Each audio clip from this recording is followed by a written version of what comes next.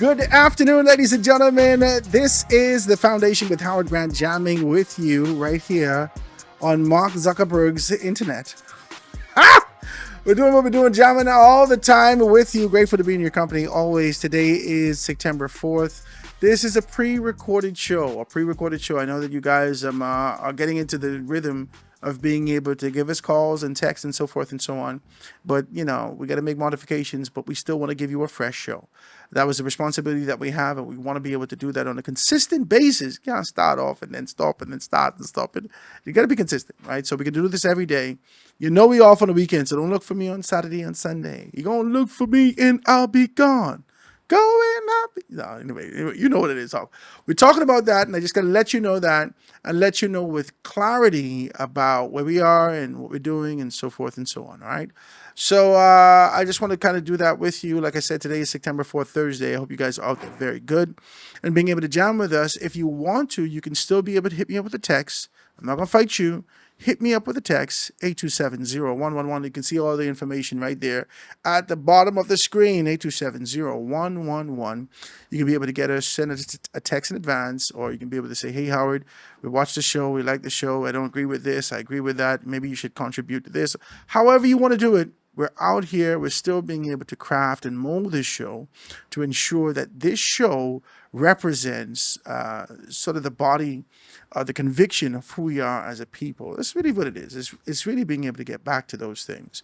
So I'm grateful to be in your company, guys. Grateful to be with you, jamming like we always do, and I'm in good company. Now I want to introduce you to a person, right? Before I do that, I got to let you know that there is an opportunity for sponsorship, right? We talked to you about that, and this is the responsibility that we have. These things are not free. If you want to be able to follow us, I know that you're excited that we're being able to come to you in 4K, but these things won't be free, and we're looking for your support. And trying to be able to ensure that there is reciprocity in this process. So I can give you something, you give us something, all right? And what we have for you is a growing audience. A lot of persons who would have known me, who know exactly where I am, who's looking for me, who's finding out where we are right now. And so our numbers and viewership, we expect that to increase exponentially as time progresses. And we've expanded what we've done from a media standpoint, and not only just being able to give you this sort of an idea of radio, just a traditional podcast and the radio and so forth and so on. We've expanded that into print media. Now, this is not going to be at the dailies like the other newspapers. This is not like that. This is going to be a weekly newspaper that gives us time to focus on a story, whether it be socially taboo, whether it be something that's unsaid, whether it be something that we wanted to dive deeper into, a story that we can be able to find depth in and spread that thing out for the month. So episodes would come out the month of September, the month of October, the month of November. Episodes will be coming out like that. And then we expect to increase our editions. So instead of just one a month, we expect to go 2 a month. And hopefully by the first quarter, second quarter of next year, by the end of the first quarter, the beginning of the second quarter of next year, we expect to be at least 4 episodes or 4 editions a month. So that's 1 per week, right? But we need your support. And if you're interested in it, like I said, you can hit me up with a text, 827-0111. We got great packages. We got this kind of an inaugural package for you, the founders package, if you're just coming with us. And just when being able to do these things, we slash in prices like nothing. Talk to me. We slash in prices like nothing. Do you see them big prices that you can pay by your boy then? All right? These are them big prices. These are designed strategically to touch the people who need that advertisement. I talked to you about this. I could not know that this is what God had for me to do, praise God, but I'm going to do it. I talked to you about this, and in talking to you about this, I wanted you to be able to know and to understand that this is important to me, right? And to kind of craft it like that. So hit me up, 827-0111, if you want to find out more about what we're doing. If you want to find out more about where we are, what type of newspaper you can have, Howard. Oh, God, Howard, you can talk about the F&M in your paper all day. No, man, listen, man, as a professional, let's do this. I don't have time to talk foolishness. You understand?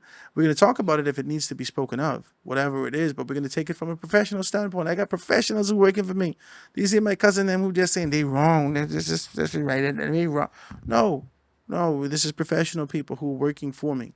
And if you're looking for one of those persons, if you want to be able to be a freelance journalist who has convictions about certain ideas and prospects, we'd love you to join us. If you want to be a freelance photographer, we'd love you to join us. If you're a freelance artist, we'd love you to join us. We're going to have classifieds in the paper. We want to have a classified for every sector and every space that the paper touches. So we want you to join us. 827-0111 or hit me up on the email. I want you to hit me up with the email howard.r.grant@gmail.com. That's my email for now, but you'll definitely see the realigner email come out as my technical guy get everything together, right? howard.r.grant@gmail.com. Send me the stuff and I'll be able to be more than happy to assist you with that. I got to build a show, man. I got to build a show also. I want to build a morning show. You have no idea what in my brains. I want to build a morning show. And I'm looking for 4 individuals that I'd love to be able to hire to put you together and to build a significant thing. Yeah, let's just do it together. If you're interested in it, if you want to do radio, if you think you have a radio voice and you want to be able to hit me up, give me a call. Let's make this thing happen. Now, ladies and gentlemen, someone I've become extremely fond with and a very good friend of mine. We've become close in terms of our conversations and the insight that he gives me based upon his proximity and the ability that we can be able to be free in terms of our conversation and honest. Despite political affiliation, former or prior or current, it doesn't matter. We're having a real conversation about where we are in the nation and how things can go forward. Now, there's a lot of indifference because people, a lot of times in our society, see things through the lens of politics. And my good friend has no desire to run away from politics, to run away from his convictions and what his belief is, or to run away from his commitment to party. He's always been able to espouse that and put that to the forefront. I've always been able to enjoy him. This is the second time that we've done something like this. Over the years, when I was with Warren McCartney years ago, they called us over. Someone called, I can't remember whose show it was, but they called me over to do a show over at Global 99, right? You remember that? Global 99. We did something at Global 99, and he came there. I didn't know who he was. I only know his voice from the radio. So when he said, "Hey, Howard," I say, I know who this is. I know who this is. Oh, Lord. Right? And our relationship blossomed significantly, my man. His contributions, I push back significantly. I listen. I give an opportunity to be able to do that. But there is a mutual respect that we have for each other. And I'm always grateful to kind of be in his presence and be able to enjoy him in conversation. This is what you want. These are people that, despite their political affiliation, they are nationalists at heart, being able to be relentless, to see the country move in the right direction, despite who at the helm. And we would have heard a lot of that over the past few months. Looked like he turned the curb and come back home, though. He turned the curb, he come back home, and the fellas said, well, he must get straight out, and he gets straight. You know, he gets straight. Ladies and gentlemen, I want to introduce you to none other than Anton Thompson. Anton, say good afternoon to people. What's happening? A pleasant good afternoon to the Foundation Nation. It's a pleasure to be here with you, Howard.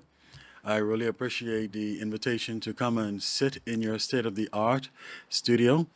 I'm proud of you, my brother. I've said that already. My first contribution on your show.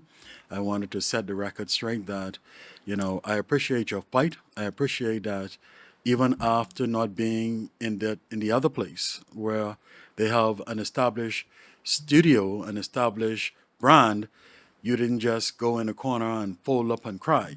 You rebranded and you came back even stronger on your own with your own thing. And if you ask me, that's the Bohemian dream. And so I want to take this opportunity before we even get into the show, Howard, to encourage persons in the public sphere, in particular as we are at the or going into the height of the political season. I want to encourage the political leaders, the directors of communications, the leaders in the marketing and public relations sphere, to give Howard Grant an opportunity. Spend some money with a local Bahamian. Spend some money with a young Bahamian out here in the creative space trying to do things for himself. And not only Howard, but all of the others who are striving and putting their foot one in front of the other every morning that they wake up to create opportunities for themselves as entrepreneurs. And so I congratulate you, Howard. I'm proud of you. Thank you, my brother. And I pray that God continues to cover, guide, protect, and bless you Thank you, my as brother. you move forward on the foundation in your own space of independence. I appreciate you, my brother. And that's really what this is about. This is about, I had a call today. I don't know if you heard, well, yesterday, not today, yesterday, right? We did 2 shows in one day. I had a call, and Gabby called, and she started to say, "Boy, Howard, you don't know how your push and your drive and your determination and this kind of this position that you've taken." And I surmise what she says has been able to encourage a lot of people to step into their purpose and step into their dream just by watching you. Yes. I don't know who watching me from who ain't watching me, but I know that, and you and I always talk like this, Yes. that we're not here forever. Yes. When we have a responsibility to purpose, Yes. and understanding that we have to be able to step into that despite the indifference, despite the environment, despite Absolutely. the naysayers, despite all these particular things. I really don't care who Nor like do it I. or who don't like it. It doesn't matter to me. Mm-hmm. I don't care how your feelings are. This is how I feel. There is no expectation that everyone can like me. Out of the 400 and some thousand people Right. that are here in this country, I there's no fallacy or no fantasy in my head that everybody loves me. It doesn't make a Yes. decision. But there are some people who would gravitate towards me, who I have a responsibility Yes. to be able to speak and encouragement into their life, Yes. and speak purpose into their life, and remind them that there is something for us to do as we're on this side. Right. And that may be a niche thing. That may be 250 people. It don't matter. Right. I have the responsibility of doing my part. Yes. And so I'll continue to be able to push forward, and beyond those that exist in the ethos, the 250 for 150,000, it don't matter. Those that exist in the ethos pale in comparison to the ones that are in my pocket, the ones that are in my sphere. My children Yes. need to see that despite victimization, despite Yes. indifference, Yes. despite trial and tribulation, that we have to continue to push and move forward. Absolutely. I second what you said wholeheartedly, Howard. And, let me just expand my encouragement. The nation's leader, he is someone who believes in entrepreneurship. And his government is putting the money where the mouth is in seeking to invest in Bahamian entrepreneurs. Young, middle age, not so young, it doesn't matter. Color doesn't matter. Party belongings or followings or support doesn't matter. And so I want to encourage the leader of the Progressive Liberal Party, Prime Minister and Minister of Finance, to ensure that some opportunities sprinkle in the direction of the foundation. I want to encourage an up and coming leader in the country who seeks to replace my prime minister, although it won't happen anytime soon. I want to encourage him, the opposition leader, Mr. Pentard, to sprinkle some of your campaign funding in the Oh, they direction can cuss you for that. of the foundation. They can cuss you for that. I want us to rise above petty and personal politics in the country and recognize what is more important, the community of our country. And every opportunity within our borders should be first and foremost for us as Bahamians. And it shouldn't matter whether your leaning is towards the PLP or whether your leaning is towards the FNM. Although there is value in doing what you're supposed to do for your people, there's also value in ensuring opportunities are spread throughout the country. And you have the perfect opportunity right now to do right. And I encourage you to do it. I like it, Anton. I appreciate it. Ladies and gentlemen, like I said, you know how to be able to get me. I ain't hard to get. And plus, you could see me from far. All right? Howard, just scream at me. I can. I's a decent fella. If I made my rock, I scream back. Right? So, yeah, man, we're here. We're open. We are equal opportunity. We are not tethered to any one organization or another. And that's why we remain steadfast in being able to do this. I said to Anton that I have a desire to be able to retain the independence of my voice. Yes. And I'm useless to anyone if you see me in a red or a yellow. I'm Yes. useless to you. I'm useless. If you see me in red or yellow or I'm useless to you. I'm useless. Now, I could possibly run independent. That's a different story. Yeah, Kingsley Smith then asked me, "You coming down here to run?" Kingsley, you, Howard, what you saying? Right? I say, everything cool. What's up, Kingsley? Listen, you coming down here to run? I say, no, I don't think I can bother with that. All right, good. I need you to support me. Right? So I say, all right. I say, all right. I can see. I can That see. is your cousin, eh? It's my cousin. It's my cousin. I say, all right. I can see. I can see. No, but yeah. So a lot of things are happening out here. But I refuse to allow my voice and all that we've built over the course of this time to be diminished Right. because of a desire to be attached to an organization or another for the purposes of filthy lucre. Yes, yes. Well, Howard, on that note, I see the wisdom in using this opportunity to say something that I think is pivotal. It's critical to be said. We're a small nation, right? Just under 400,000 people, right? And everybody knows someone. Pretty much that's how it works, or related to someone in one way or the other, right? And we are a country of professionals, although we are a small island developing state, right? With our own struggles in that sphere. We are a country of professional people, educated people, informed people, woke people, and there's nothing wrong with expressing what is protected in the Constitution, right?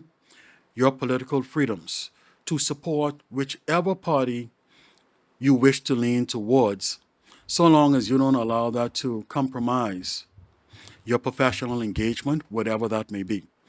And I think that's the message that we need to promote in this country so that we can get away from the political stigma that is attached to people when you believe that they are FNM or PLP or COI or whoever you support. That is your right. That right is enshrined and protected in the Constitution of our country. The original founders and leaders of the Progressive Liberal Party saw the wisdom in ensuring that that was enshrined to protect your right. And we in the political system, we in the country, we who make up the population, we sometimes allow politics to get ahead of us. We sometimes allow politics to blind us, and we seek to use that to people's disadvantage. I want to encourage people to rise above that fray, recognize that it is your right to be whoever you want, to support and believe in whoever you wish, and still maintain your professional integrity. Yeah. And I want to encourage that. You put me in this position where the first thing my mind went on is there has to be a push for voter registration. I don't know whether or not, yeah, it don't have to be a political organization that does it. We have to find a way to be able to encourage younger persons, Right. inform younger persons to register to vote. That's just what it is. We got to inform you. We got to encourage you. We got to let you know. We got to get you to vote. Yes. We got to get you to vote. So I'm sitting here thinking, what can we do here at the foundation to prepare persons to move towards voting? Well, that was a part of your earlier discussion, right? In the show that I participated on. And I recall Gabby talking about what could happen, the possibilities of how the election could turn, right? If you have the younger generation participating. I also recall Adrian rightfully addressing that position in the manner in which he did, while acknowledging the realities or the possible realities in what Gabby was saying. The existing and the current realities, the historic realities don't reflect that, right? And so your suggestion is an excellent one. And that is something that perhaps we should engage in that discussion in terms of how do we encourage younger persons to get involved in politics. One of the things that I know, having a 23-year-old myself, right, who's a part of that younger generation, and having many family members who are young persons who are part of that youthful generation in the country, and knowing and being connected to many young persons in the country is they have a different value system than we do, Howard. They don't have the patience that we have. They don't have the tolerance that we have. They're not interested in the rhetoric or the promises that we would tolerate as persons who came behind our fathers and our mothers, who in many instances were part of the fight in the political system in this country. In your instance, certainly. In my instance, certainly. Right? My father is a Salinan Penland, God rest his soul, a Salinan Penland PLP. Right? He is a majority rule PLP. But the younger generation is examining, they're taking a close look at where it is their grandparents ended up at the end part of their life, where it is their parents are in the struggle for survival in their own country. And they're evaluating, if my father or my mother is giving this level of support to a political entity, and that entity doesn't clear a direct pathway for that person, that family member, that friend of mine to rise up through the ranks and recognize their capabilities and unleash their capacity in their own country, what sense does it make for me to join that line? And I think that is what the current Prime Minister, Prime Minister Davis, more than any other Prime Minister, perhaps outside of the visionary for our country, the father of our nation, Salinan Penland, recognized. Which is, if we could hop into this political conversation, which is perhaps why we are seeing such good successes from the National Youth Guard in our country, Howard, right? That is an entry point which targets young Bahamians and provides a second opportunity for Bahamians where perhaps they figured there's nothing else for them. They have reached the end of their road. It provides them with a second chance to get an opportunity to become positive contributing citizens in their country. When we look at what is happening with the National Training Agency, we know in our country that there is a major gap, right? In terms of soft skills, hard skills, in terms of technical skills in our country. And because of that gap, we continue to see, just to give an example, where each time we have these major projects come up in our country, we are at a loss. We are able to negotiate what we would like, but if we don't have the people to supply the human resource needs of these major international conglomerates, it makes no sense being at the table fighting for Bahamians, because we cannot fulfill the desires and the requests or the needs of these international investors, these foreign. And so the National Training Agency is helping with that process. The National Youth Guard is helping with that process. The But the question is this just a band-aid to a greater issue? We would have heard, I think, in the article in a Tribune the other day. I can't remember exactly who said.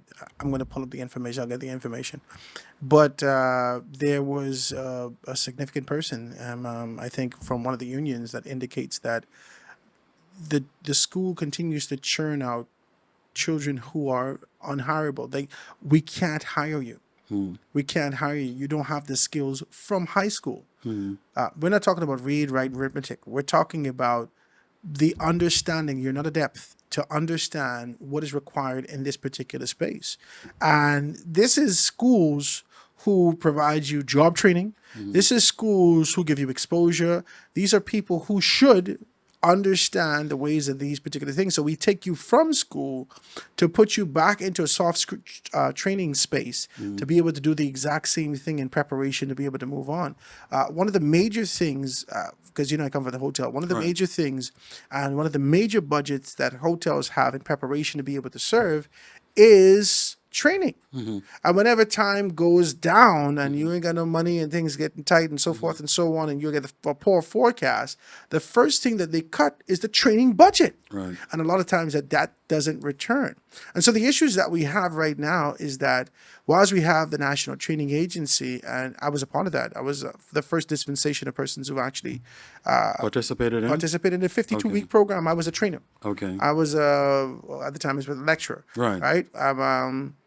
So I understand this, and I do understand. I trained myself with 400 people who would have never gotten this level of engagement. These are people who say, nobody never do this for me. Right.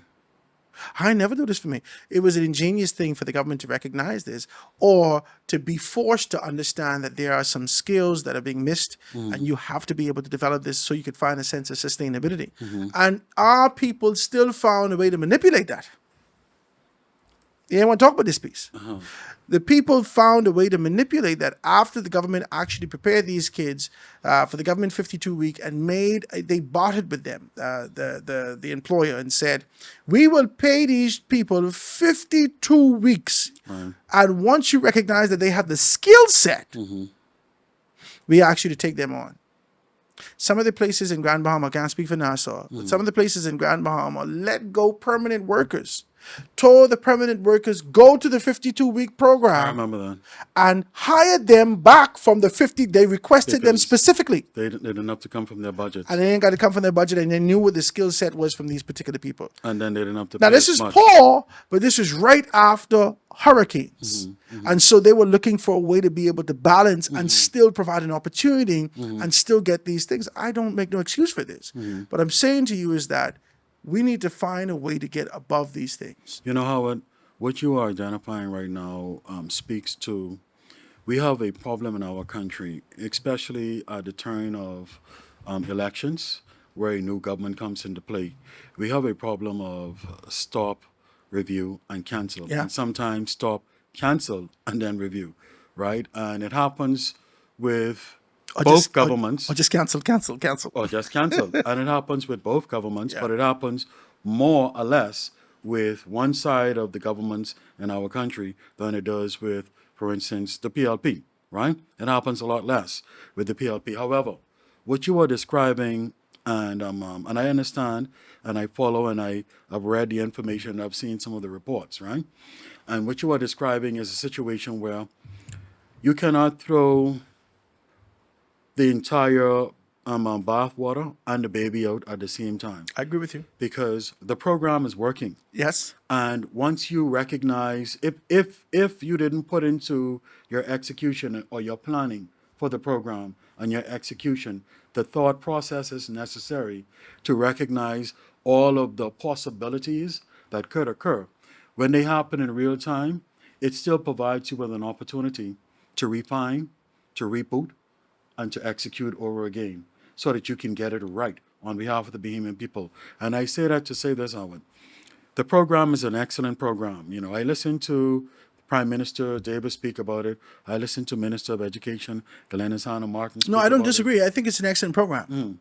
But I'm just saying, not from a governmental standpoint, not from an infrastructural standpoint, Private sector. but from the private sector wishing to be able to manipulate it for the Right. purposes of being able to ensure that you Right. could end up in the black. Right. I could save a couple of dollars. Right. Right. And not really being disingenuous with the Right. hiring of these particular persons, despite their skill set. There are a very low percentage of persons who has been retained as a result of this program. Not because they're not skilled, not because they're not articulate, not because they're not showing themselves useful, not because they're not doing all these things.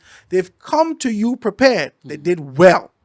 They've come to you prepared, but you're not keeping up your end of the bargain by being able to identify these persons that are prepared. If we send you 10 people, you should keep 2. Well, Howard, I don't think that perhaps was the case at that time, right? And Has it changed? Absolutely. That's what I'm working to right now, working up towards. That has changed because, as I said, you can't throw the bathwater on the baby with a program that's working, with a program that's good and has lots of room and potential to grow, to benefit many more Bahamians. And you can tell when you look at, for instance, the job fairs that has been happening all over the country, throughout Family Islands, as well as around town in the capital.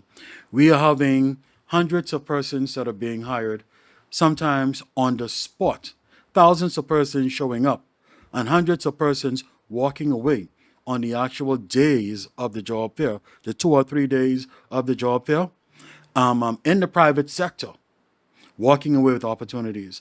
And so the government is doing what is necessary to revamp, to reboot, and to execute in a stronger and a better way, so that the program benefits Bahamians. And what I also wanted to add to that is, as a testimony of how the government is moving in the right direction, because it isn't all well, but at least the government is moving in the right direction, and thousands of young Bahamians, I repeat, Howard, are being hired. You have partnerships that have been developed between the Bahamas Chamber of Commerce, right, and the Ministry of Education, right, between the Bahamas Contractors Association, right, and the Ministry of Education, right, between BTBI, Bahamas Chamber of Commerce, and the Bahamas Contractors Association. And these relationships and memorandums that are being worked on as we speak right now will bode well for the young generation in our country. And so I'm saying all of this, Howard, to get back to answering your question. What can be done to encourage younger persons to get more involved, in particular in the political realm in their country?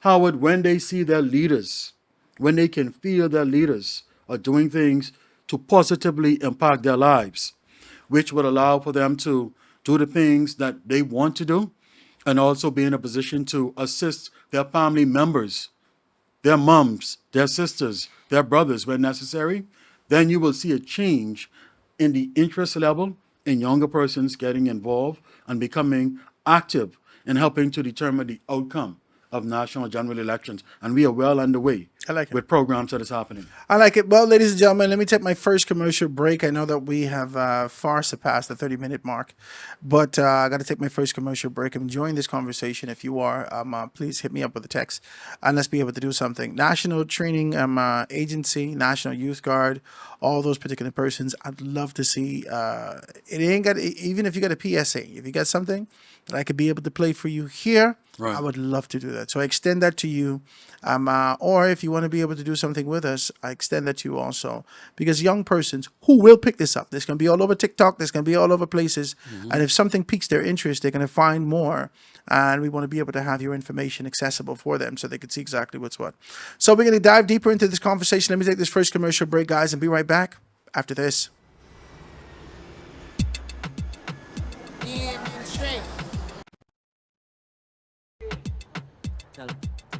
Alright, watch out. I come from the 242, where we like beat drum and we drink sky juice. Epic ride inside the vehicle, but everywhere stage we move the needle. They will know the life living on soul, cause the cautious keeping on on. No concern, corruption must burn. MP Trump releases flip birds. Blood on the streets, poured for the gang, then gone obsolete. Killing up women and children and ting. Politician and the drug boy, them got link. Now what to think? Look what you see. Don't care but you, don't care but me. They street boys still on everything. Now so funky.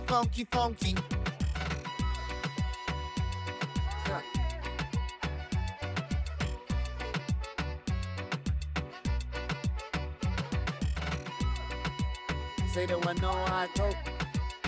And it's how the thing go. Watch out, the thing go. Watch out. Saying things getting better, but I just can't tell. Selling the line and building up hotel. What about the small man? Where they gonna go? Back mother and child. Where they gonna go? Cost of living going up. Another party color that I just can't trust. They want but rocket for Elon Musk. Stealing from the people at a big surplus. Vulture in the vest of disguise. Every day I know the ancestor them cry. Walk with pride and fought the front line. Only for the sons to walk the road blind. Run turbulence with no compromise like I hurt the kid. Tired seeing poor people suffering and getting tricked by the government again and again.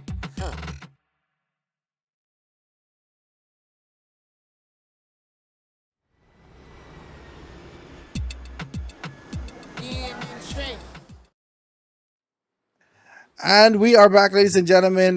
Just a little bit of Bahamian Trey for you. Trey, what's up? You got to come here and see what's happening with you. Listen, I'm here with my good friend Anton, man. Anton, who calls the show. He says, "Oh, Jesus, Howard, Anton again." There is a caller. There's a texter that comes and says, "Howard, I know you just pay Anton to call the show." I swear, he's convinced. Every day he texts me, "Howard, stop paying Anton to call your show." No, but Anton, you participate, and I want to thank you for that. You're welcome. And today we're talking like this. I like the conversation that started off at the top of the hour. Guys, if you missed it, it's easy. You can just kind of go back and just be able to see exactly what's what.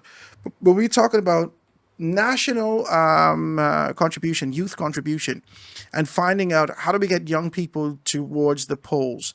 How do we get young people towards registration? How do we get them to participate? There are a lot of conversations that are being had right now about this concept that says that there is some 50 to 65% of the voting populace will be under a particular age group or within a particular demographic, which represents youth.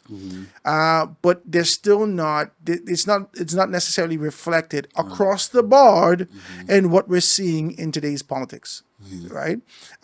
This second dispensation of the Free National Movement's release for ratification has reflected what we anticipate for the next general election. I see younger people, youthful faces, new faces, so forth and so on. This is exciting stuff.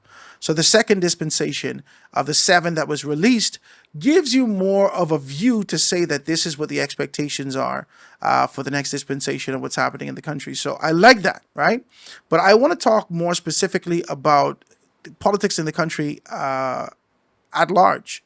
There's sort of an idea that says maybe young people aren't getting involved, or they refuse to get involved because there's nothing that actually lures them. There's nothing that speaks to them more specifically. There's a conversation this relentless conversation about crime, about immigration, about jobs, about all these particular things. Children, and you don't want to necessarily say this about your children, but these children are finding themselves inebriated. Right? They find themselves looking for the substance that all of us ingest from our youth. They're looking for alcohol. They're looking for rum. They're looking for this. They're looking for that.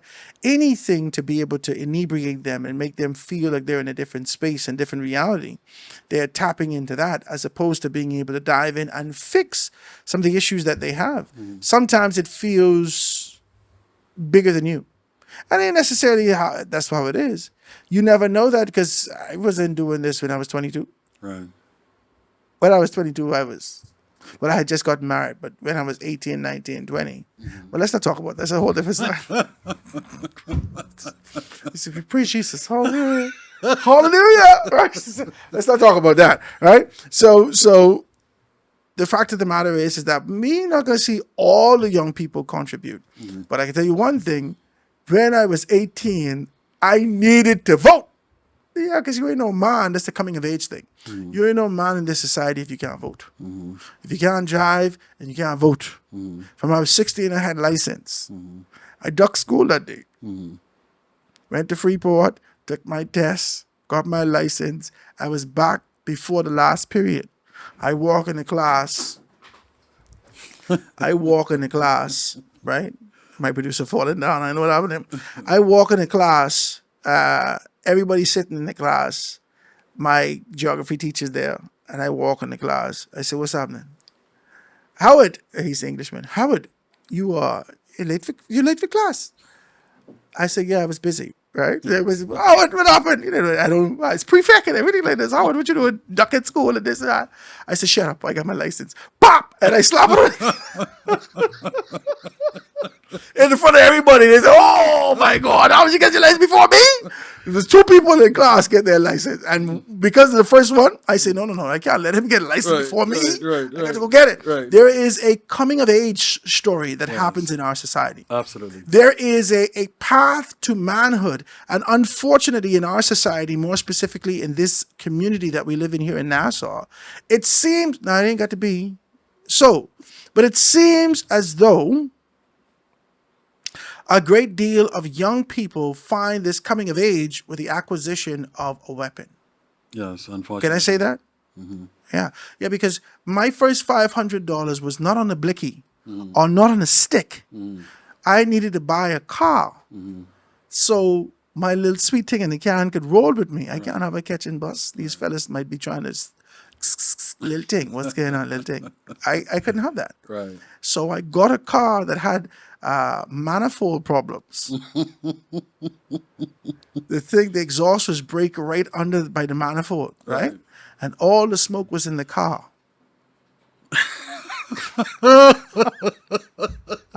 I Anton, Listen. I buy $500 for this car. You think of it, $500. $500 for this car.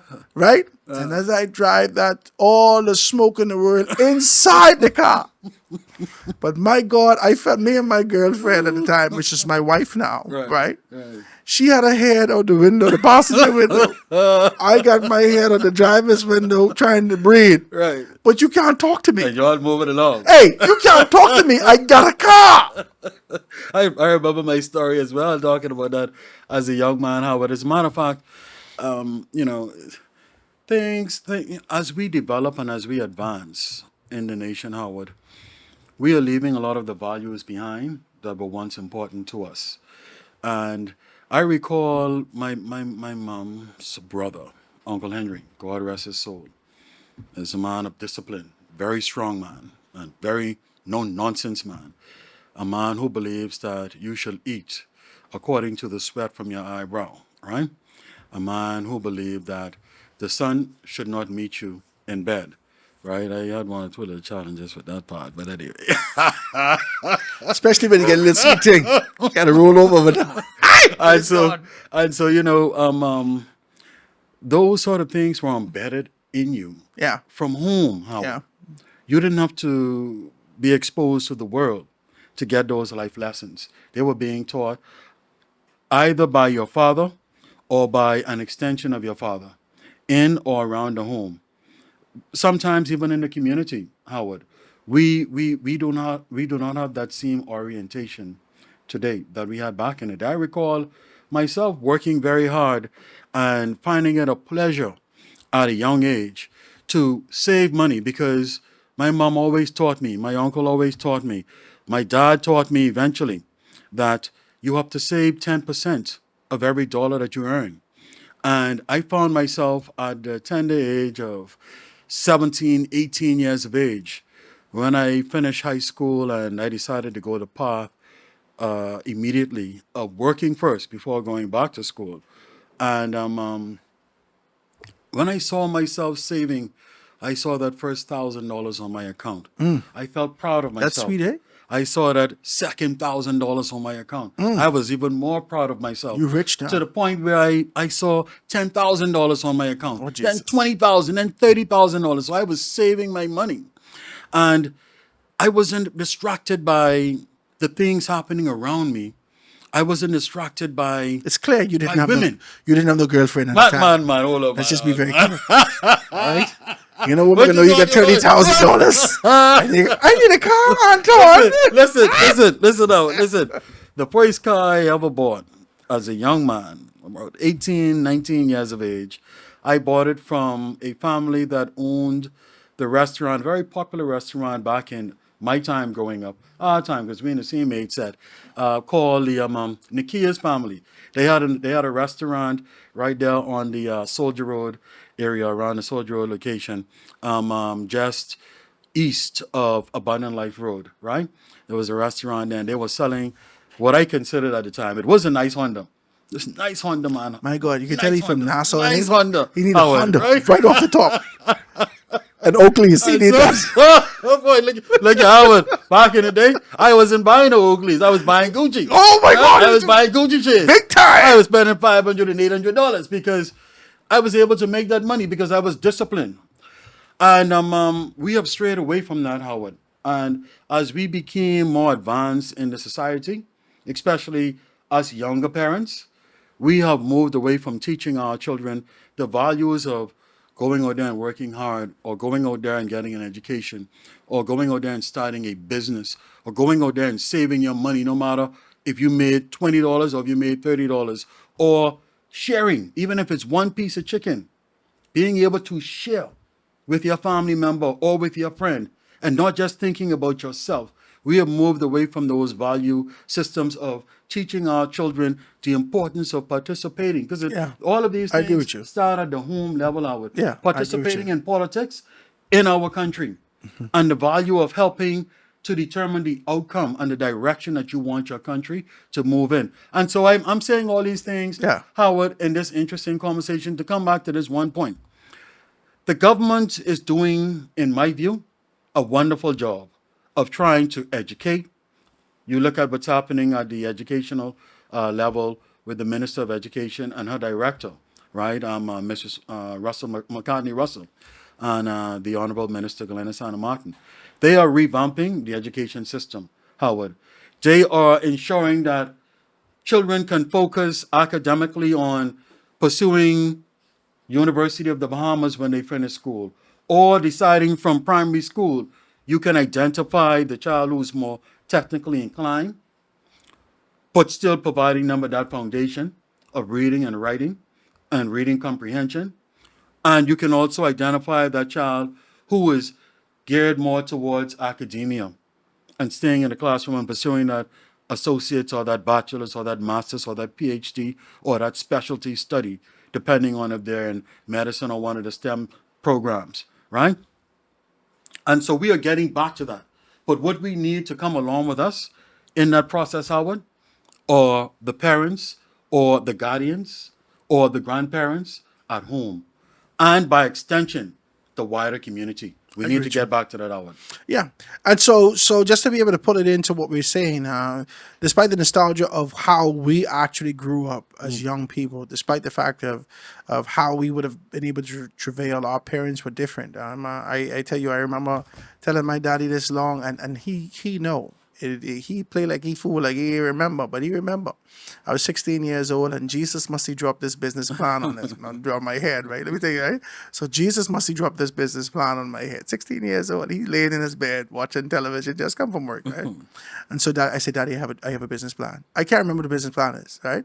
I said, Daddy, I think we should do this, and this. 20 minutes worth of conversation I had with my father. Now, listen, he is the type of man that sits there and he can listen, right?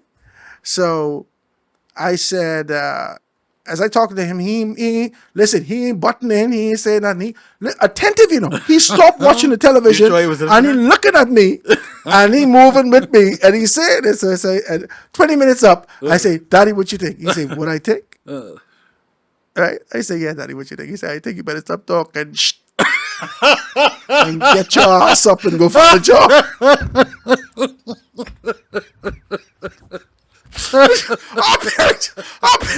Our parents different. Yeah. Our parents different. They ain't Yeah. going out there. You're looking to go find a job. They ain't gonna find a job. You're right. Go find a way to get this done yourself. Especially the Right? men of that generation. But things are different now.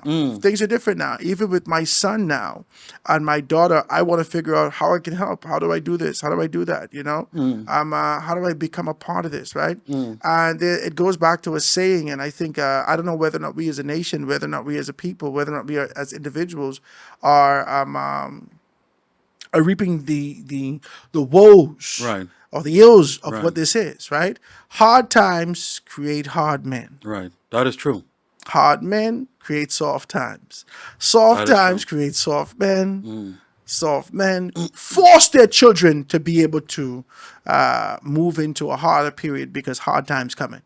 You're never prepared for nothing. And so this relentless cyclical cycle Yes, that yes. causes these particular things to happen, Yes. I'm asking myself, if we are the people that are causing our kids to move into or causing our community to move into this kind of a hard time scenario. And all this is to pull it back and to tack it back into how do we create an environment to get our children excited? How do we now shift the narrative and say to the children, you're not a man unless you are registered to vote. You're Right. not a man, you're not a woman, you're not if you're not taking responsibility for these particular things.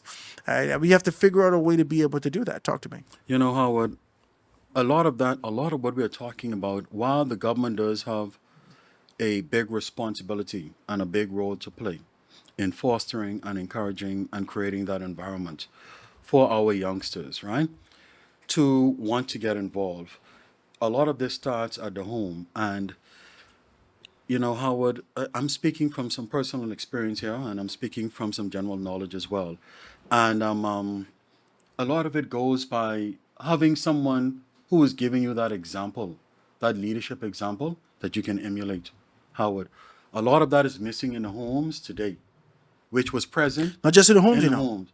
We know that it starts in the yeah. home, but even when we get in the church, the example is missing. Right. When we look at politics, the example is missing. Right. When you get on the job site, Right. and you're looking for that leadership strength, the example is missing. Right. Everyone is just in their own sphere, in their own worlds, pursuing their own things. There's this perpetuation of friends, families, and lovers. This insatiable desire to get more for me, all for me, baby, Right. has taken over our country. You know, Howard, I'm listening to you, right? And you brought me back to a point, and I have to continue to say, God rest my father's soul, because he's passed on.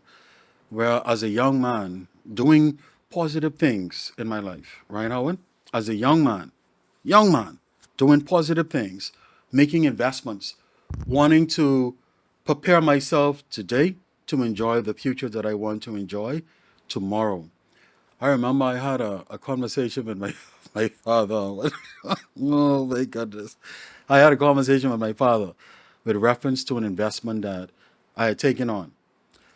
And at the end of that conversation, my father looked me in the eyes and he said, you know, Howard, and some of this language ain't suitable for the broadcast, so I'll try and curve it. He looked me in the eyes, right, Howard? You know, your daddy can cuss. He looked me in the eyes, you know, and he said to me, you know something, Anton? You get testicles in your pants. But he didn't say it that way. You got balls. You Go get ahead. balls in your pants, Anton. And what that mean, as a man, you have the responsibility to go there and make your own way. That's it. Make your own way. That's it. He said, I will not encourage XYZ. Now, I'm here figuring, my goodness, but here I am being a decent, positive, contributing young man, right? And here's my dad teaching me this hard lesson at this early stage as an adult. But it has made me stronger, wiser, and better, all for it, Howard. A woman, Howard, coming down to this point of what's missing in the home and some of the examples. A woman, Howard, cannot teach a young man How to be a man. how to be a man. That's a true saying, Howard. 100%. And on that note, I you know, Howard, 100%. I always say it on the You radio. know, hey, listen, there's a lot of fighting because we ain't on traditional radio anymore. We on the internet. Right. So when people pick this up all over, oh my God, I can't believe they're saying that. You can't. And we're not being matter. sexist. No. Not at all. You can't teach a boy how to be a man. Mm-hmm. You could only teach a boy how to be a woman. Oh my God. And that is not the responsibility of a woman in any event. You know, Howard, and those life lessons, Howard, made me dig deeper within myself and develop the fight within myself But that's a biblical principle. to see it through. Greater than these, you should also do. You greater than this. Whatever your father has done, whatever the teacher has done, Right. you have to be able to do better than that. Greater. And that's why the foundation was created. Yes. Because in our society, there is enough salacious foolishness. Yes. There is enough incestual, this desire, this relentless desire to suck up Yes. foolishness. Yes. There's a conversation I had tonight, this evening, or last evening rather, that says, he said, but Howard, why are you doing, he was asking me about the paper. He said, but Howard, you know, a lot of people like this and a lot of people like that and they won't read this kind of stuff and all that. I said, that's Salacious okay. stuff. I said, that's okay. They could find that someplace else. Right. This ain't for you. Right. That's okay. Right. Yeah. A lot of people like fast food and all these things that this is take down. This ain't for you. That's okay. This ain't for you. This ain't for you. I'm not gonna fight you and make you sit down and stuff this down your throat. This ain't for you. Yes. This ain't for you. Yes. I never forget a conversation that Warren McCartney and I had. He started to talk about. I ran across one during the conversation. He started to talk about something about people in Baintown or grassroots people, and he started to talk about success and how they want to be able to pursue success. I said, hold on. Right. Hold on. Ain't nobody never showed them what success is. Right. We only know about comfort and contentment. Right. And these people ain't pursuing success. Right. There's only a handful of people who truly pursue success in our society, who've seen the model somewhere, Right. who understand that this is what I want for myself and my life. Yes. Everyone else have seen comfort and contentment. And so they pursue that. And comfort and contentment could mean living in a 10 by 12 Right. with 15 people in there, Right. sleeping on the couch, sleeping Right. on the floor, with a $45,000 car outside. Outside. Yeah. And you know, on that note, That's Howard. just what it is. On that note, Howard, it's ironic that you would say that, right? Because sometimes, Howard, when you are in the middle of the nonsense or the crap, right? Or the feces, when you're in the middle of it, you can't see it anymore. You can't smell it anymore. You stop recognizing how bad it is for you, and you just operate in it. Man, sick. And that's what somebody else comes to Jesus. What the hell is this? What the hell going on? Listen. And you try and figure out what they're talking about. You ever walk in a store? I'm gonna call the people name because praise God, let's be decent. Oh. We still need people sponsorship, so we ain't gonna call everybody name. Right. But you ever walk in certain supermarkets or certain spaces and you could smell a dead rat? Oh, jeez. I would. There's a particular space I walk into. I ain't gonna call that name. I never do that. Mm. But they made modifications. The place still, but there's still a dead rat scent in here. A stench. I could still smell the dead rat in the wall. Right. And then I asked leadership or management about it. I said, man, listen, the place is beautiful. Because I was getting people business. Right. Hey, listen, the place is beautiful. I Right. love it. But you got to do something with that dead rat I can Right. smell. So he said, sometimes I smell it when I come in, but I got so used to the scent. Mhm. That's this You don't nation, smell it man. anymore. Yeah. We've been smelling the dead rat for so Yeah, long. It's yeah, become a part. yeah, yes. It's ingrained. Second nature. It's ingrained Mhm. in the You membranes. need to be shocked. We could back into a smell different that. reality. And it's just become a part of our what we inhale day in and day out. This We got to be able to fix this, man. We This- got to fix this. This part of our conversation, Howard, brings me back to, full circle in the initial point that you were making in, how do we, curve young people back to the direction where they take responsibility, where they want to be involved, where they're motivated. It also, too, Howard, comes down to fixing some of the laws in our country, Howard. Some of the laws in our country are encouraging and Is there a- creating this very environment that we are fighting against. I feel like it's an enforcement issue. I don't necessarily feel like, because I think the laws are strong, but I think the enforcement is poor. No, hear me out, Howard. Watch where I'm trying to go. And I've been saying this on your show in the other space periodically, but clearly not nearly enough. We need to find a way to foster better relationships, because there is the problem that exists now, Howard, in this space what we're discussing. There's the problem that is coming that could be prevented. But there's the problem that exists now that we have to successfully navigate through. The laws on our books as it relates to, parental responsibilities and, taking fathers in particular to court, because it rarely ever happens on the mother side of the spectrum. Taking fathers to court and holding them accountable to make certain payments in order to help to take care of their children. That's only one aspect of where we need to be, Howard. And that aspect is creating a bigger problem. Because once the fathers pay that money, there's still that separation, there's still that gap that leads to all kinds of problems. All kind. And where there's a gap, Howard, you leave a hole to be filled with any and everything from any and everyone. Any influence. We have to find a better way, Howard, through law, if necessary, to foster better partnerships with fathers in the homes. But can we legislate morality? Can we No. legislate decency? No. Right? So, No. Can you legislate the fact that you should be a father? You should be a participant. Now, we could force you into a position where you could pay your share of responsibility for the shared existence of your child. But, I forget what the fella name who just paid $1 million child support to a child. He tell the girl he didn't want to have the basketball player. Oh, yes. Right? He I told the girl, remember reading that story. I don't want to have this baby. And she Yes. said, well, I'm going to have the baby. Right. He can take care of the baby. Right. She had the baby. He has to pay child support. He said, all right, let me pay all the child Up support front. now. Mm-hmm. $1 million and some dollars he paid the woman right up front. Say, I don't never want nothing to do with the baby. And she mad 3 months later. She said, because I've already spent $200,000. This isn't enough and this is not fair. And the same problem exists in our country. The baby in 1 year. And the same problem What exists yet? in our country on a smaller scale. But what magnifies that problem, Howard, is the absence of the father in the home or the father figure in the home. And so, Howard, you know, we spend a lot of time diagnosing problems in the country. Very few of us spend enough time providing solutions to the challenges in our country.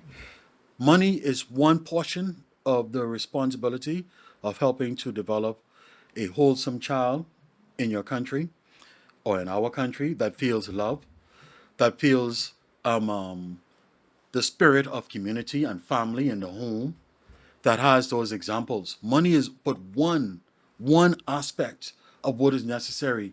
That time, that commitment to fostering those qualities and characteristics in your child is the next portion. Yeah. Church, bringing God in the midst, is another portion. Helping to provide that stability. And so, Howard, until we begin to focus on the family in the midst of fighting and outing all of the other fires that's occurring simultaneously, until we begin to put serious and keen emphasis on healing families in this country, or bringing fathers in particular to a position of taking responsibility for their child and not just financial, we'll continue to have these kinds of conversations. Yeah. And I think these are good and healthy conversations, and I want to continue it.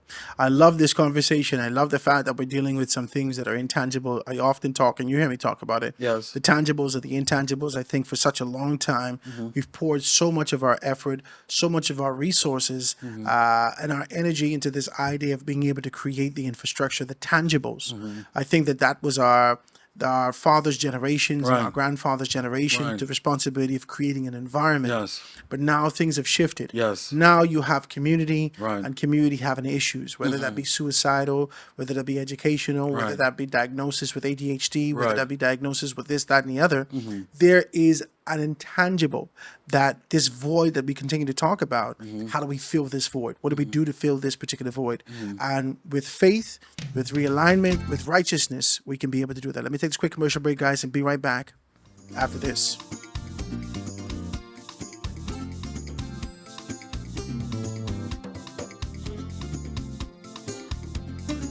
A pretty lady down the street one day, here's what she had to say.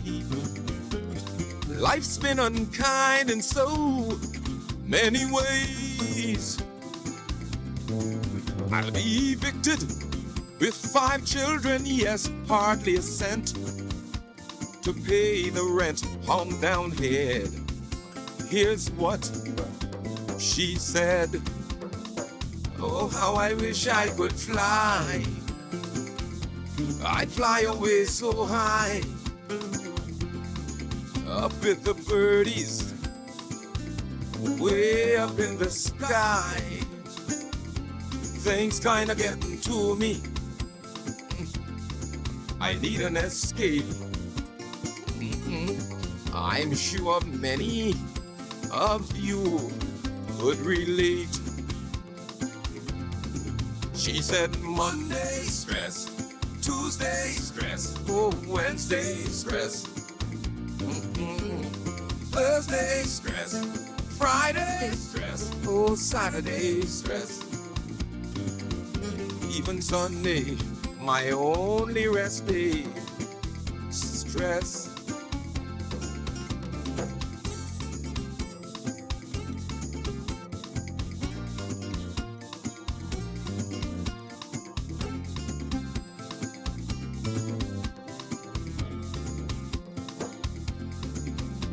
The shark and the group are going steady in the deep blue sea, living as one big happy family.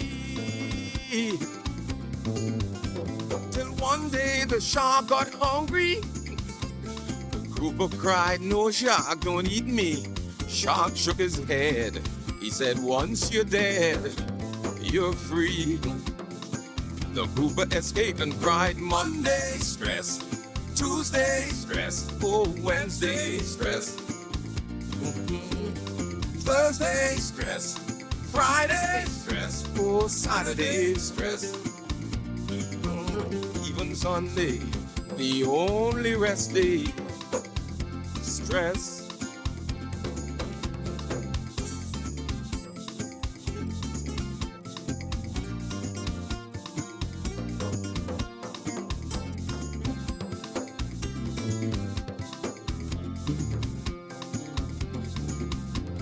Snails early one morning set out to cross the street, all day long crawling in the burning heat. As they neared the other side late that evening, a truck went speeding past.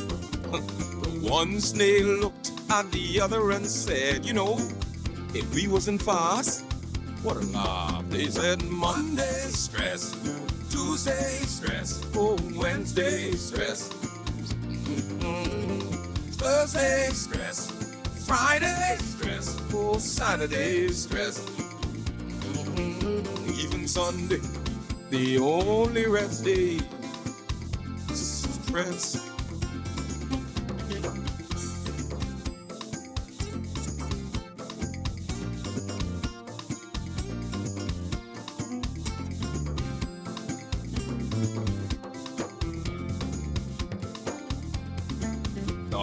Buzzard said to the monkey, let's go for a ride. Once in the air, he said, monkey, you're about to die. The monkey curled his tail around the buzzard's neck. The buzzard cried, your grip is too tight.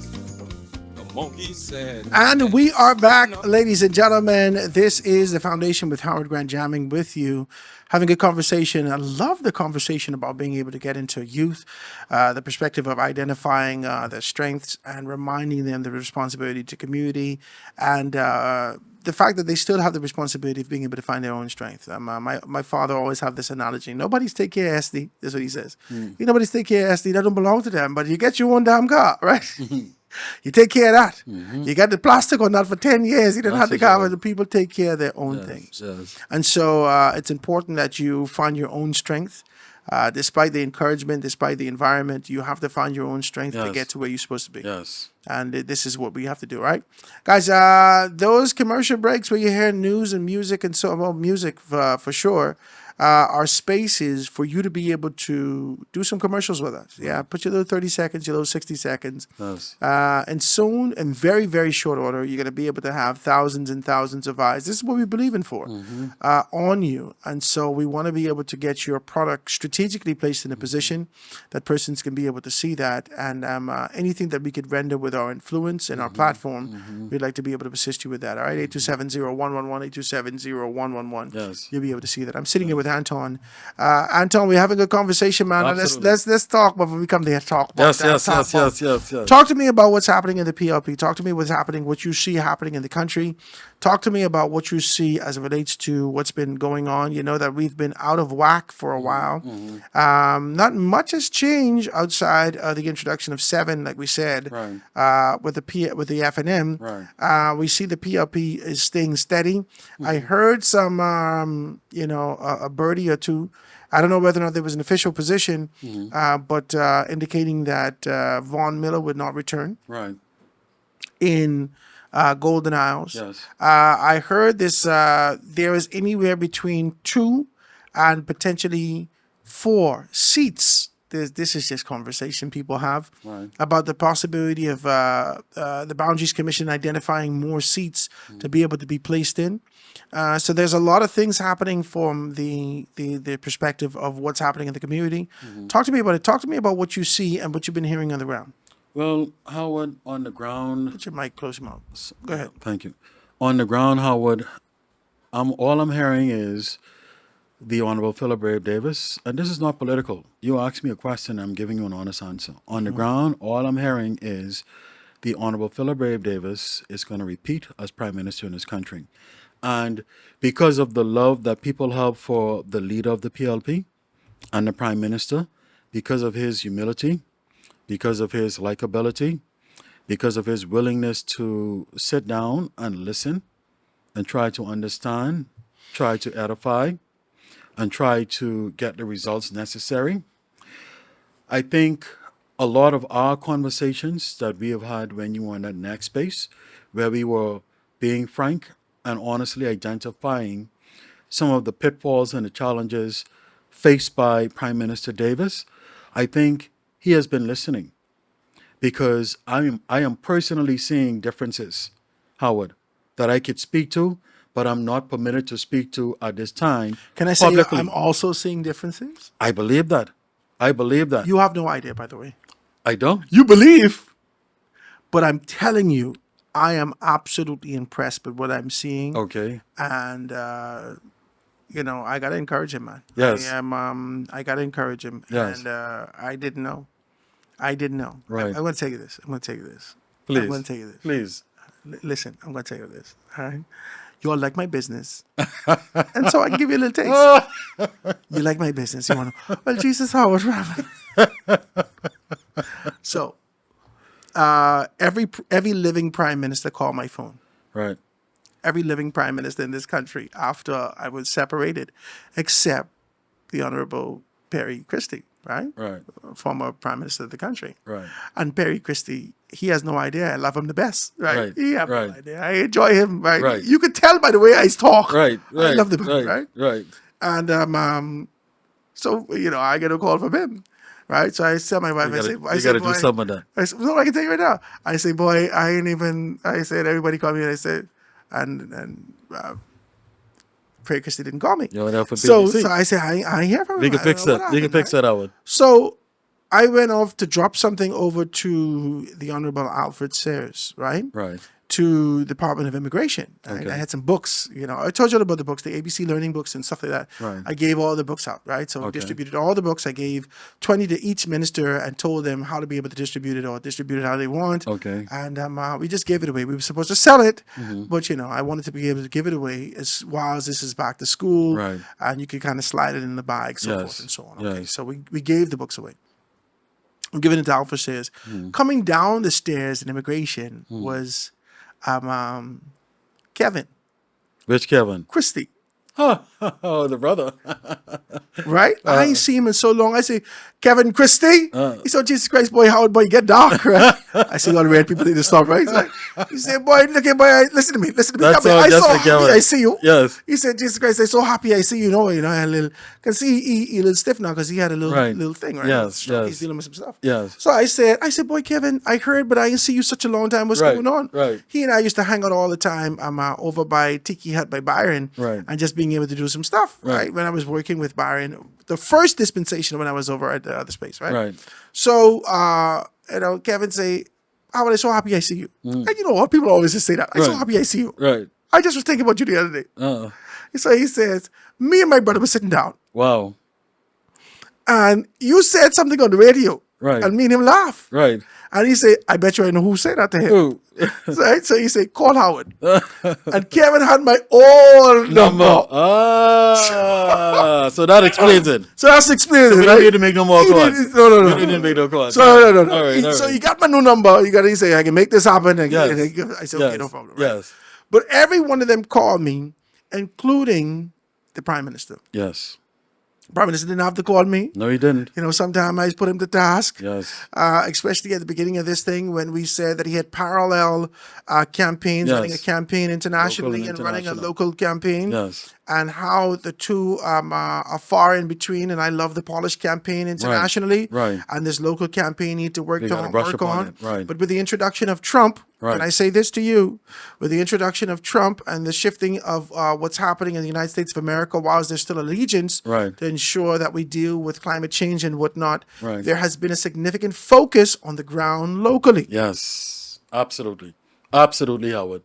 There has been a shift. I just pay attention to these things. There's been a shift in policy, a shift in focus, I a pay shift attention. in attention. And the Prime Minister, he I said it on the hearing campaign people- stage. I hear people. There was some people used to call my show every day and say, "Well, the Prime Minister need to fix this thing in this area." I can call nobody name because they might be close to me. Right. However, Right. even that language shifted Right. with the Prime Minister's action. Not because I don't get in people's business, Right. but not because I believe somebody give you something or Right. give any one of these persons something, because Right. it wasn't only you.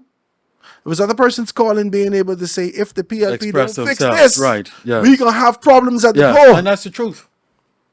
And some things were changed. Right. And people just fight me for that. Oh, Howard, you get hard on the F&M and you're trying to kill them. That's why you got fired from Guardian, you know. Right. Okay. That's a blessing in disguise. All A right. blessing in You disguise. fight me. That's why Guardian let you go now, because you only want to talk about the F&M. That's why.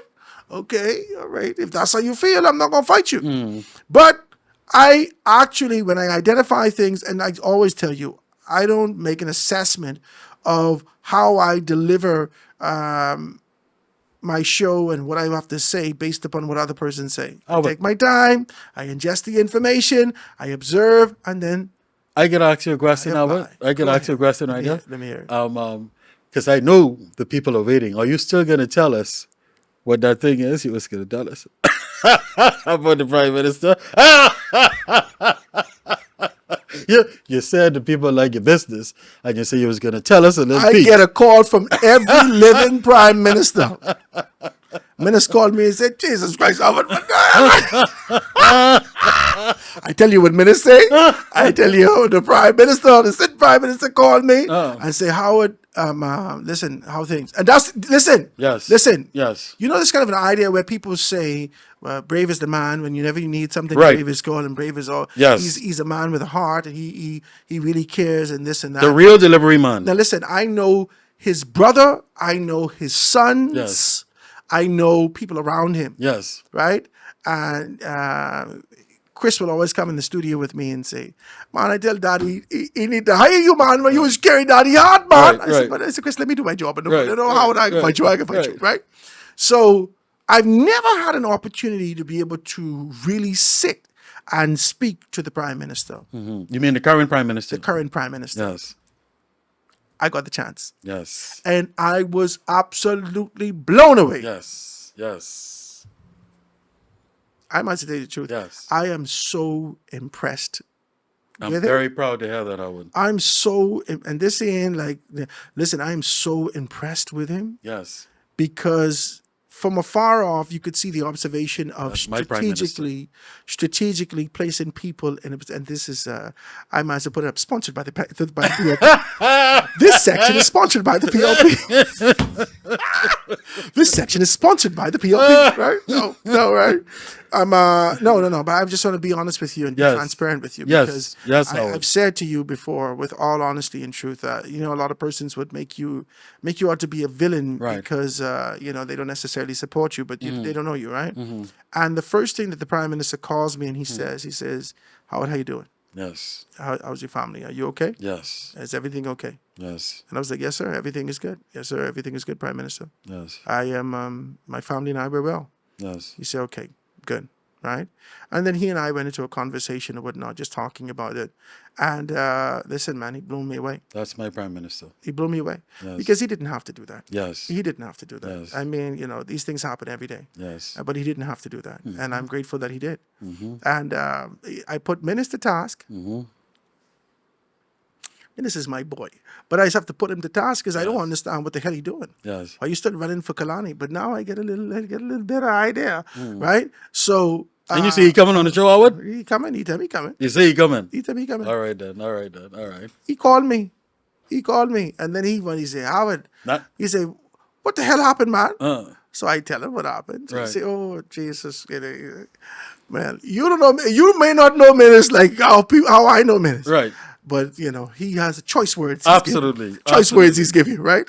So he said, "Jesus Christ, I don't know what happened, man. Howard, man." I said, "Minister Samuel." He said, "Well, make sure, tell your mother Because obviously he called mommy to try to find out whatever, right? Right. And she tell him to call me. Right. So he called me, he said, we called your mother. And then I said, Minister, he didn't talk about me and everything. He said, okay, we're good. But you're going to be okay. Because Absolutely you that's will. what he said to me. He said, Howard, you're talented. You're good at what you do. Yes. You're going to be okay. Yes. I'm worrying about you. I You're second all right.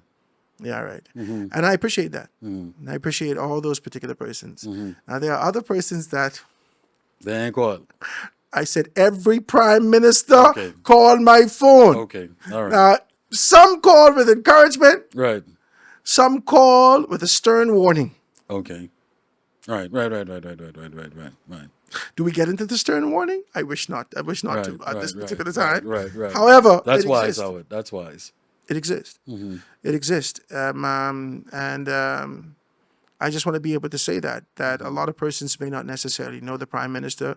Back to what you were saying and talking about those things, a lot of persons may not necessarily know the prime minister and not necessarily know his heart. But I believe after speaking with him, and I haven't had, I drank nothing during this time. I didn't drink the Kool-Aid, right? Yep. You sure? You sure about that? Because you don't come into the presence of the prime minister and walk away to see him out. I was parched. They didn't even offer me water. Talk about Kool-Aid. They didn't even offer me water. They can at least offer me water. They didn't offer me nothing. When you come into the sanctuary, there's lots of milk and honey, my brother. Nothing. I ain't get nothing. Right? Enough. But I left away. I walked away with an impression, and it was a positive impression. Yes. And I was grateful for the opportunity because all of this could go into my memoir. Yes. And into these books that I'm going to write and Yes. put out and talk about.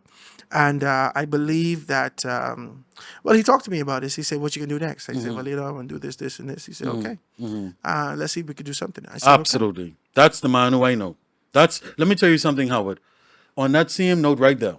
And I ain't say that as a braggadocious thing or nothing like that. Right. I say that to you to let you know that there exists a heart Yes. in leadership, Yes. even when you are indifferent with them. Yes. And you could tell the maturity of a leader. I get Yes. to someplace with you. Oh God. The humility. I get The in some place sincerity. with you.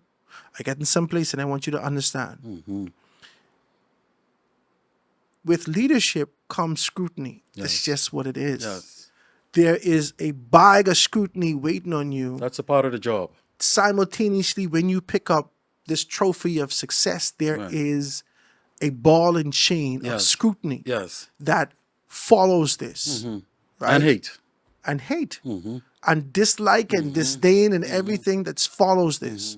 And so while you're drinking from the cup of success and reveling in that, there will come a time that scrutiny will follow this. Yes. And any good leader understands that you don't take this personal. No. There are some leaders that Yes. take this thing personal. Yes. I care not to call And your some name, followers. but you know who I'm talking to. Yes. Yes. Unfortunately. Can I say this to you? You know who I'm talking to. You mad because people talk about you. You're petty. You're thin skinned. No one could say nothing about you. You want that job. You wish they would drop down want their dead. head. You need to stop. There's scrutiny coming even if that person dies. There's more people. You can kill everybody. Right. You can kill everybody. You can fire everybody. Right.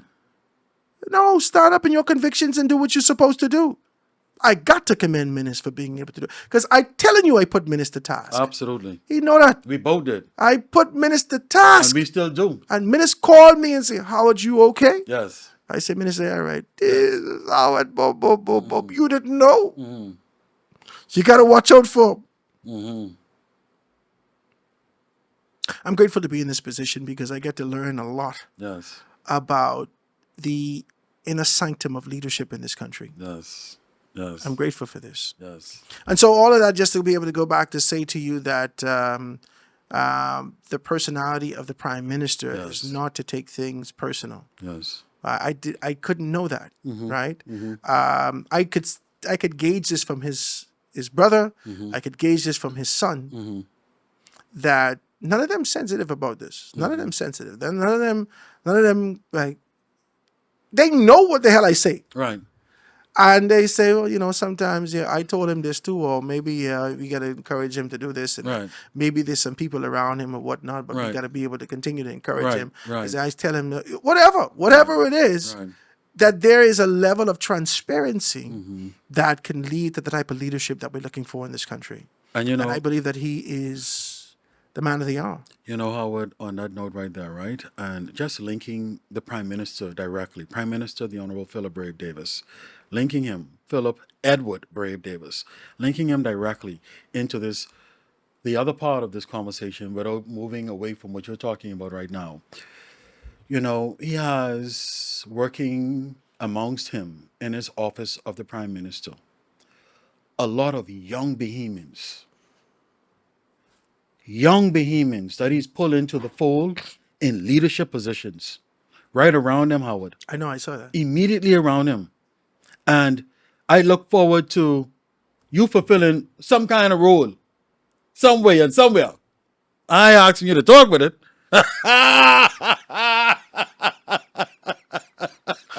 Anton. I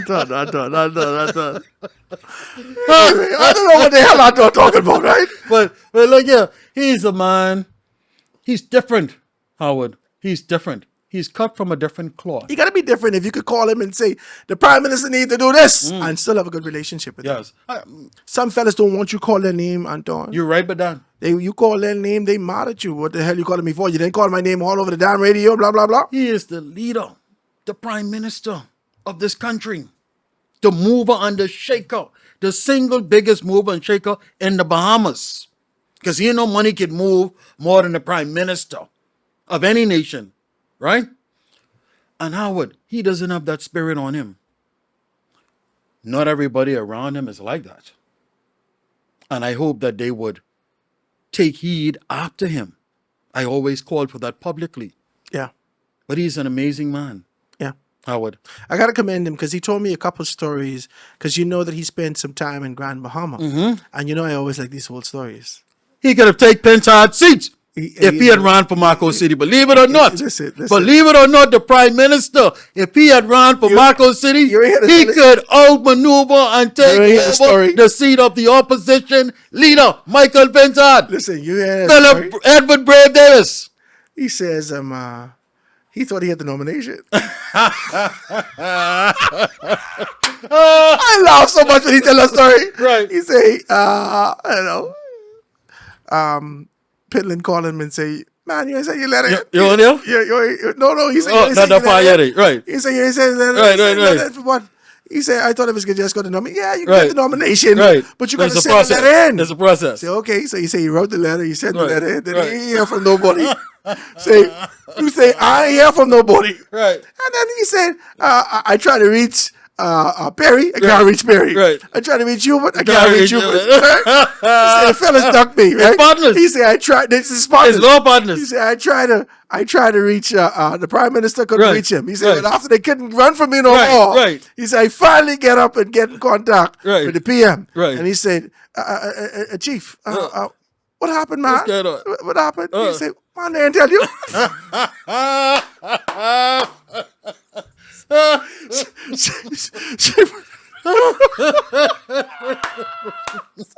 Say, man, they didn't tell you. They? Who's they? He said, who's they? You can He feel said, something the right. fellas, man, the Something fellas, right. they. He said, man, who's they? Right. Who's they? Perry and Hubert. They say they want you on the law firm. Man, I laugh so much. And these are the kind of stories that Right. humanize men. Yes. Because we don't know that, man. We just see you as a leader. We Yes. always thought that this is who you You don't know are. the backstory. And we don't know the backstory of the tribulation that you Right. would have gone through. Right. And just hearing that story, Right. I hear so much of me in that. Yes. Because, I vied for a position in the Yes, FNM yes, several yes, times. yes. And the hell I gone through, Yes. you only can laugh at it after. Yes. When you're going through it during that particular time, it's a hard It's a different period. feeling, yes. It's a difficult thing. Yeah. And so, yeah, man, I just want to be able to say that this was more of a nostalgic show than anything else. Yeah, we have yeah, not gotten yeah. into What we the were meat and supposed to, potatoes. yes, yes. Anton, you got to come into me at least once a month. Well, Howard, Anton, you's my guy. you How much, that you, right? how much you can charge me? I can charge you that now. What? Praise God, right? Just- Whatever he said that. support I can give you, Howard, I appreciate that. I will give from my heart I appreciate that. because I believe in you I appreciate and that. your vision. I appreciate And you that, are Anton. necessary to this nation, Howard. I appreciate that, Anton. You're welcome, my brother. I appreciate that. You got to come with me at least once a month because we have a lot to talk about as we ascend to this kind of a position to identify some stuff in this country and be able to talk about politics. But people don't know this, right? People don't know this, Anton. Maybe you are observant enough to recognize that this is what I do. Right. There are some figures in this country that a lot of persons has a preconceived notion of, right? Yes. People don't know you. Yes. They don't know you. Yes. They don't know these stories that you told us today. Yes. They only know your support for the PLP. Right. But when we sit together, I like to take a time to humanize people. Yes. And I appreciate that, Howard. That's I like to take the time to be able to let people know that, oh, he gone through similar things that I've gone Right. through. Certainly. Certainly. And I do that. If you give me the space to have a free-flowing conversation with you, when we finish, you people ain't gonna look at you the same way. You know what, Howard? Let me take advantage of this opportunity, please, to express this. And staying in the same vein that we are in, and speaking with reference to our Prime Minister, the Honorable Philip Brave Davis, our second repeat Prime Minister in the last 30 years in this country. He will be that. 28 years or 29 years. He will be that, Howard. No question about it. There is no doubt in my mind that he will be. But let me just say this, Howard. I spent just under 15 years at another government entity, BAIC, Bahamas Agricultural and Industrial Corporation. And I provided far beyond excellent service, Howard, turning government entities around that were losing millions of dollars to making them profitable overnight, Howard, because God was always with me, and I always put him ahead of me. And there came a point in time under Hubert Alexander Minister's government and his government when I was victimized. And Howard, I didn't even know what was coming down the pike. But guess who was there with me, Howard? Take a wild guess. On the very day that the letter was delivered. And in the courtroom. Guess who was there with me, Howard? And in the courtroom. I want you to say the Philip name. Brave Davis. Philip Brave Davis. I know. Him alongside the Honorable Fred Mitchell. They were there with me. And listen to me.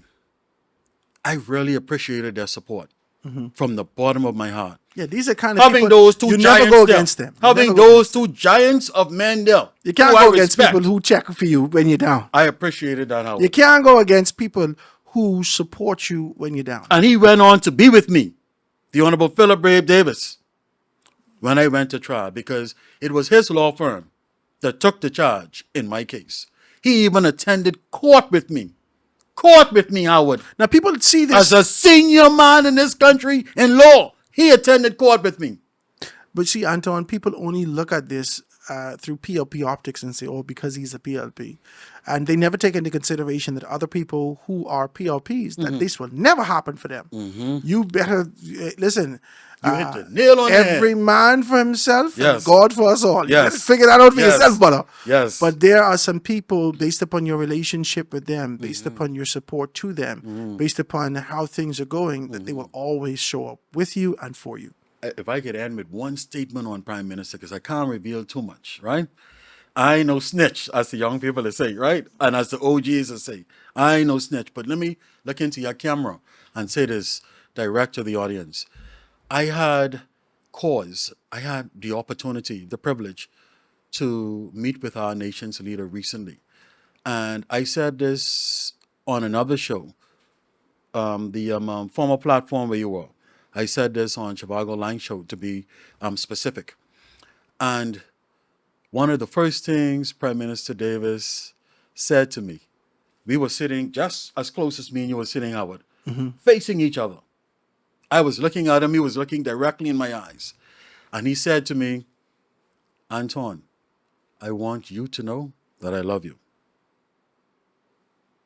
Howard, That's big. When the man said that to me, I was like, but what do I say? What did you scream afterward? I go on and out with my PLP! No, All the way! listen,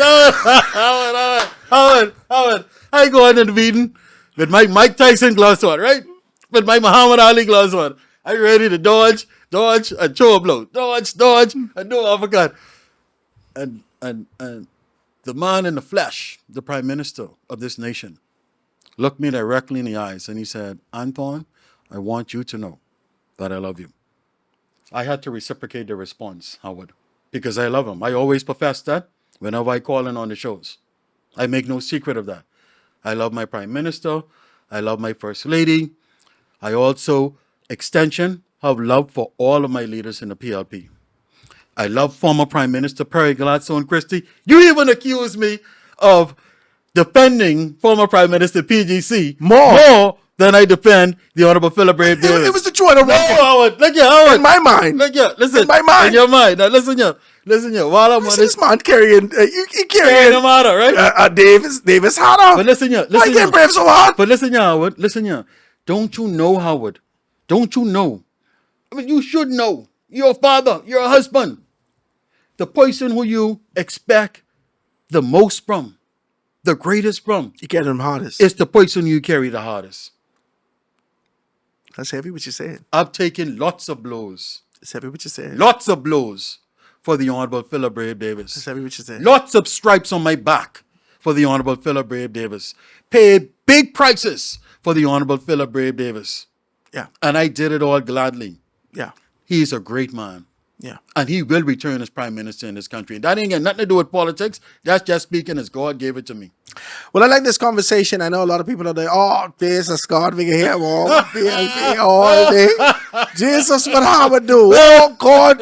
How much money the PLP give Howard? Did Anton bring the bag? Not a dollar. Did Anton bring the bag? I bring the bag yet. I haven't bought the Go bag get yet. the bag, Anton. But I will bring the bag. Jesus, say get the bag. As a matter of fact, you can have your own bag. Oh, my God. That's how we live in this country, in the PLP. I got several bags. You can have your own bag. Stuff them up. Praise the God. No. I make joke about it, but I make light of it and talk about these particular things. But I just wanted you to know that, and I wanted persons to know that I've had an opportunity to engage, even from afar off, a lot of prime ministers. Yes. I have had a great deal of observation from the former Prime Minister Ingram. Right. And what I've recognized is that he doesn't take well to scrutiny. That's just what it is. I don't want to be. I don't want to be. That's unfortunate. Salacious, and I don't want to be. He doesn't take well to scrutiny. And I'm not just talking about me, who is 44 years old. I'm talking about the history of what we've identified him in this particular capacity over the time that he served in this country. He hasn't take well to scrutiny, and I think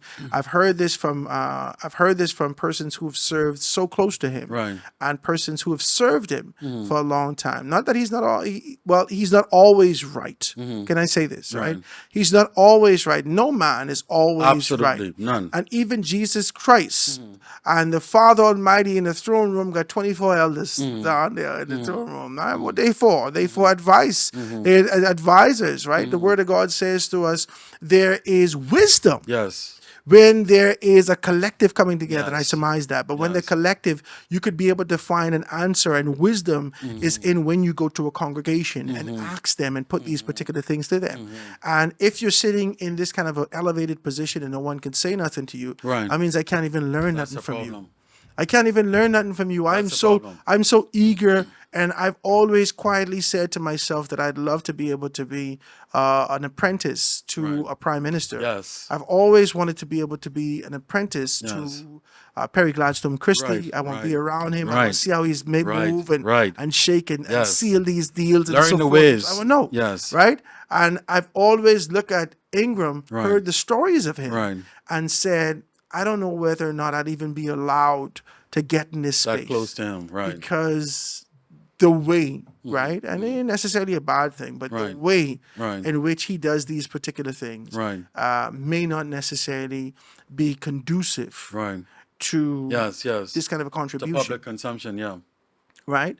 But I've recognized with Brave Davis, especially with persons being able to pull him in, right? I tried this mentorship. Menace don't know, right? But I tried to get close to Menace. I did some stuff for him, give him some stuff to let him see my talent and what I could do. Yes. But I still wasn't called in Right. to be able to work Right. with these things. Right. But I look at Prime Minister Brave Davis, Philip Brave Davis, and the amount of young people that he's pulled around. Yes, Howard. You have no choice, only if you're dumb, deaf, and blind.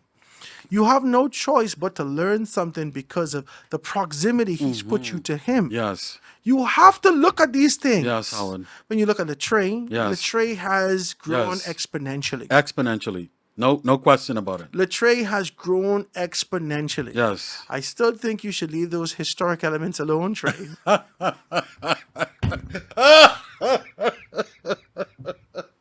Because these old man they cuss you for the what the hell the boy talking about? You know what the hell he talking As you about. sip tea. You don't know what the hell he talking about. But Latrey, you've grown exponentially. That is true. Yes. Grown exponentially. I second. And I want to say that, and I've encouraged on a former show, I've encouraged Clint Watson, who has always displayed and shown professionalism in these particular spaces that he's gone to, and we watch him grow leaps and bounds in those particular spaces. I encourage him. I encourage all those persons to continue to be able to do that and be able to chop those things down and be able to do it like that. So continue to do that. Encouragement to the Prime Minister. Encouragement to you also, Menace. Yeah, things has happened. Yeah, after you then get kicked out your house now, right? Right. Out and happy. After you then get kicked out, now you have different perspective. Yeah. And for you to be able to call me the other day after I put you to work. Right. I put you to work. Right. Brave Davis, from Prime Minister Brave Davis, I put him to work. Right. Right. Right. Michael Pintard, he's the least one I put to work, but they put me to work. Right. No question about it. They put me to work. But the greatest hell. They put me to work, and they thought they shut me down. I'm still here, but I'm still optimistic about you, Michael Pintard, and I still remain steadfast in my position to state that for you to be able to find your autonomy, for you to be able to retain that kind of a conviction and the optimism that you had about the country, you have to be able to do some shaving to get back your strength in this position of leadership moving forward. That's it. That's it. And I don't mean nothing ill towards that. I was with you the whole time, optimistic with you the whole time, saying I believe that you could change the FNM for what it's supposed to be. Right. And then, but I see, and this is my cloudy. observation. Things get cloudy, yeah. I mean, you can't fight me for my observation. You gotta speak your It's truth. my observation. Speak your truth. It's my observation, right? And you could defend yourself and say that's not so, Howard, and let's talk about it. But I don't think it should be a nasty thing where you try to take bread out of people. Right. Now. And I don't mean him as an individual. Right. I mean those that support him. It feels like the same allegations that you levied against the PLP in 82 and 87 is now being able to find itself returned back into a time where there's supposed to be transparency. The government of the sunshine, you're supposed to be the government of the sunshine. You're supposed to be the one being able to tout this kind of a conviction. And I don't mean you as in Michael Pintard as an individual. I mean the Free National Movement as a body. You're supposed to be the one who are the freedom fighters who actually expunged and separated themselves from the PLP because you said it was an issue. You said there was corruption. And now look what's going on in your organization. Come on, man. You have to return your convictions. You have to return to this kind of a position and find yourself growing exponentially into the space that you're supposed to. I feel like we're out of time. Are we out of time, producer? 15. We got 15 minutes? All right. I can take this 2-minute break, and then we can be able to wrap up with 10 minutes right after this. Remember, this particular segment is for you to be able to make your commercials. Quick break, guys. Going to be right back after this.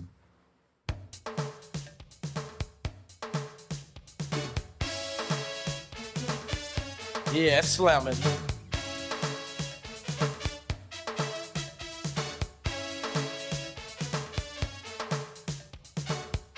Yeah. Sweet sensation. Bust it.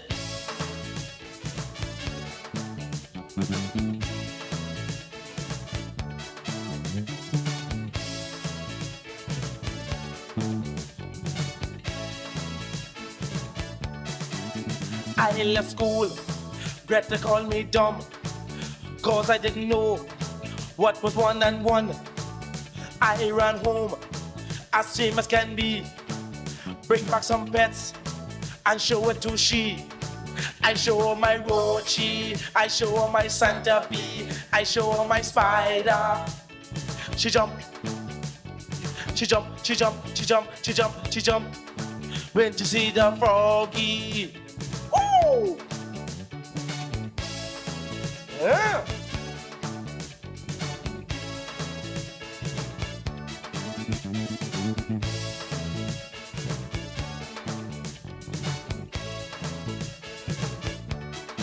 I sitting down, girl.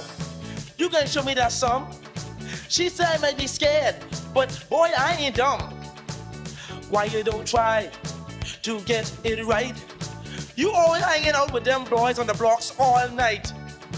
I show my roachy, I show my centipede, I show my spider. Yeah. She jump, she jump, she jump, she jump, she jump, she jump. When you see the froggy, woo! Yeah.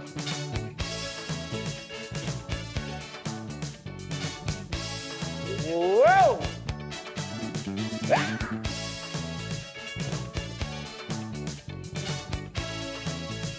Check this out. I say, girl, what you talking about? See, I rule teens. See, I'm a guy with clout. Now show me them answers and don't even pout. You there look like Boggy with your big fish mouth. I show her my roachy, I show her my centipede, I show her my spider. She jump, she jump, she jump, she jump, she jump, she jump. When she see the froggy, she's scared of frogs. Boy, you ain't no good now. But she overdue for a ring. 1 or 2. I say you look fat. She don't believe that. She punched me in my lip. I fall her flat. She said you ain't no fool. You gonna be a man. If you don't stay in school, then how you gonna run this land? I show her my roachy, I show her my centipede, I show her the spider. She jump, she jump, she jump, she jump, she jump, she jump. When she see the froggy, all tight, woo! Roachy, centipede, that's it, spider. She jump, roachy, centipede, spider. She jump, let's go, woo!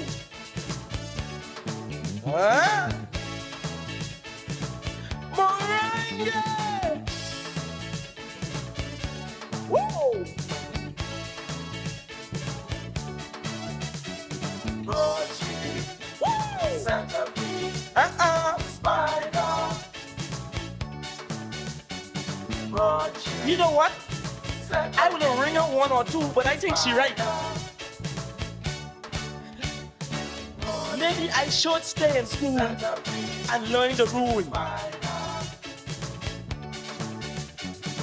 Who knows? One day I could be somebody big. Woo!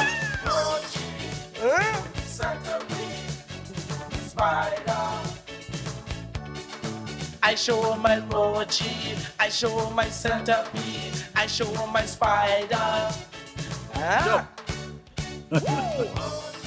I show her And we're back, ladies and gentlemen. Showing her your roachy, your centipede, and your spider is wild.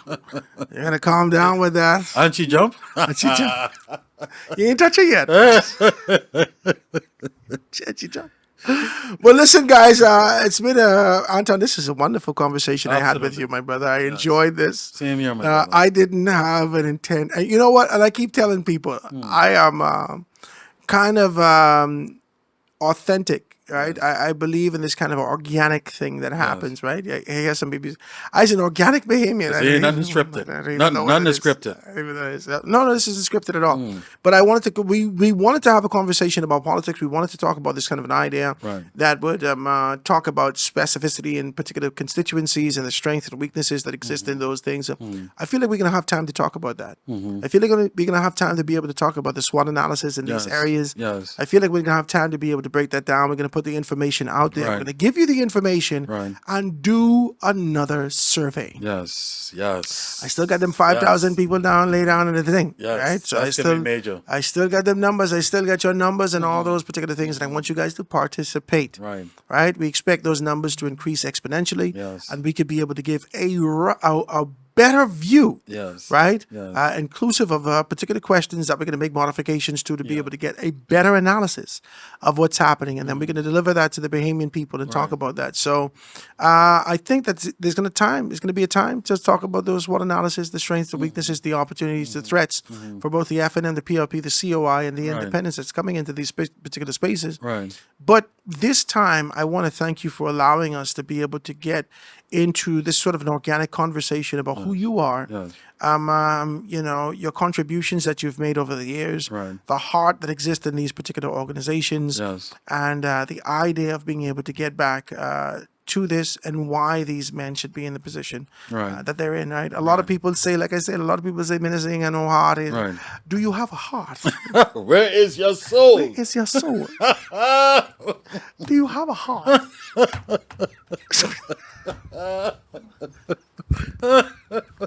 Well, he got a heart. Yeah.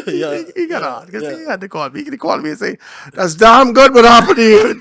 And you fat. He could have cussed me. He could have cussed me. He could have cussed me. Yeah. You know, some man would call you and cuss you when you're down.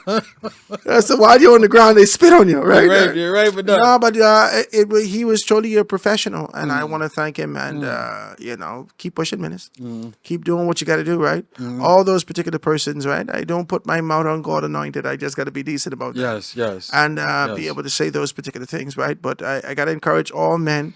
Yes. And I have the right to be disappointed in some things because I have expectations of my leaders in this country. Yes. Especially knowing the country that we're from, especially knowing the type of people that we are, Right. especially knowing the kind of camaraderie that exists in this space, Right. and the approachability, right? You probably, these fellas, some people ain't into that. Right. And some people blow your mind because, you see them as elevated. Right. And they are humble. Yes. They're humble. Yes. And so I want to thank you, my brother, for being able to do that. Thank you for Yes, giving me man. the time to be able to talk about these You're things. welcome, Ladies and man. gentlemen, I want to thank you for being able to tune in. Anton, before I go, I want you to be able to wrap it up. Yes, Let yes, me know yes. some things that you see out here, because we've been trying to get to that. And when we come back, we could be able to expand upon that. Yes. Okay. Well, Howard, let me begin with the opposition, right? And I always speak honestly and openly when I discuss politics, right? And so I want to take this opportunity to encourage the leader of the opposition to continue to push. I always say that I believe you have a bright future in politics in this country. You're the leader of the opposition, but I believe you have some ways to go, some more ways to go in politics in our country. It may not be right now, and this is Anton speaking my truth. It may not be right now, but I do believe if you can hold on to the hem over there, that the time will come that the people of the country will call you prime minister, right? And so I want to encourage you to do what is necessary to maintain your integrity, to always do what is right and what is in the best interest of the people, and to speak through your slate, right? Me and Howard discussed this before we got into the show this evening. I believe that you start to show a bit more life with your second round of candidates. We gotta These talk about seven, that. yes. These 7 rounds of candidates, these 7 candidates in the second round or selection process, I believe you begin to show a bit more life. We wasn't feeling you with the first 17, to be quite frank, right? But you're starting to show a little bit more life with the second round, and we look forward to seeing what's to come. It was refreshing. Yes, with the third round and possibly final round of candidates. Also, It was a refreshing view. It gave me, it revived the optimism that I had for the Free National Movement. right, Because the first 17 was dreary. right, And if you look at the optics and you look at the percentage of persons who would have been there before, and you multiply that or anticipate that this every iteration Right. of or every phase that you release ratified candidates in, if it had that same percentage, you ain't getting nowhere. Right. And so the next thing I want to say, Howard, and me and you got into this discussion as well.